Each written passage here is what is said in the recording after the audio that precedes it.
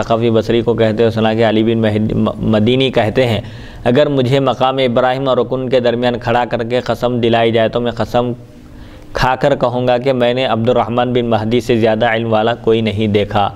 ایک ناقد حدیث ہے عبد الرحمن بن مہدی، صحابی نہیں ہیں، تابعین میں سے ہیں۔ فرماتے ہیں ان کی ثقافت، ان کی بزرگی اور ان کی شرافت اور علمی لیاقت بیان کرنے کے لیے فرماتے ہیں کہ اگر مقدس مقام کے درمیان بھی کھڑا کر کے مجھ سے قسم لی جائے تو میں قسم کھا کر کہہ سکتا ہوں کہ ان سے زیادہ جاننے والا میں نے نہیں دیکھا۔ تو حامہ رات کو ایک اڑنے والا ایک پرندہ ہے، بعض نے کہا الو ہے، سے بعض لوگ بدفعلی لیتے تھے۔ سفر عربوں کا عقیدہ تھا کہ انسان کے پیٹ میں ایک جانور ہے جو بھوک کے وقت تڑپتا ہے اور بعض اوقات انسان کی جان لے لیتا ہے۔ اچھا، سفر کے بارے میں سفر کا مہینہ مراد نہیں ہے یہاں پر، بلکہ عرب کا یہ عقیدہ تھا کہ انسان کے پیٹ میں ایک جانور ہے جو بھوک کے وقت تڑپتا ہے اور کبھی کبھی اس کی وجہ سے انسان کی جان بھی چلے جاتی ہے۔ تو یہ تصور ختم کر دیا گیا، ایسا نہیں ہے تصور۔ علاوہ ازیں عرب سفر کے مہینے میں بعض اوقات جنگ حرام سمجھتے اور بعض اوقات حلال۔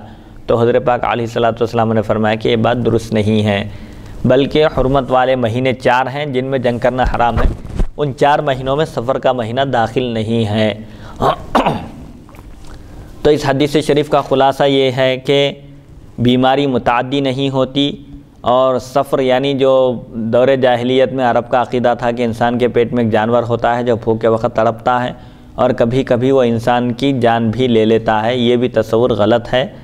اور ایسے ہی وہ سفر کے مہینے کو عرب کبھی سفر کے مہینے میں جنگ کرنے کو حرام سمجھتے، کبھی حلال، تو اس کی بھی کوئی حیثیت نہیں ہے، کیونکہ سفر کا مہینہ حرمت والے مہینوں میں نہیں ہے۔ حرمت والے مہینے 4 ہیں جن میں جنگ کرنا حرام ہے، ان میں سفر کا مہینہ داخل نہیں ہے۔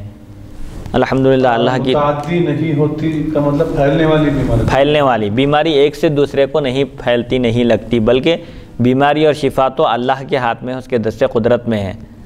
وہ اگر چاہے تو شفا بھی عطا فرما سکتا ہے، اسی لیے اللہ کی طرف رجوع رہنا چاہیے، ظاہری اسباب کو بھی اختیار کرنا چاہیے، دعا بھی کرنا چاہیے اور دوا ڈوری بھی کرنا چاہیے۔ اللہ کی توفیق اور اس کی مدد سے ہم الحمدللہ تقدیر کا بیان شروع کیے تھے، حدیث نمبر 2210 سے الحمدللہ حدیث نمبر 2223 تک پہنچے ہیں۔